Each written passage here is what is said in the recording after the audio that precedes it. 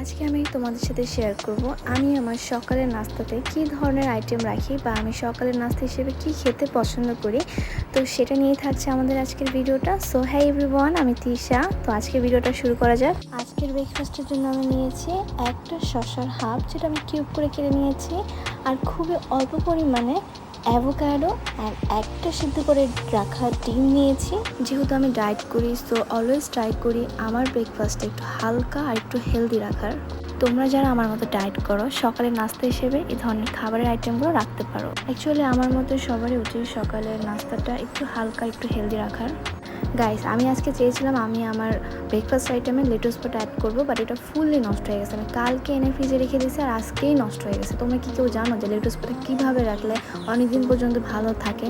যদি কেউ জানো প্লিজ আমাকে একটু কমেন্টে একটু জানিয়ে দিও। আর তোমরা তোমাদের ব্রেকফাস্টে কী ধরনের আইটেম খেতে পছন্দ করো এটাও কমেন্টে জানিয়ে দিও। আজকের মতো এখানেই, আল্লাহ হাফেজ।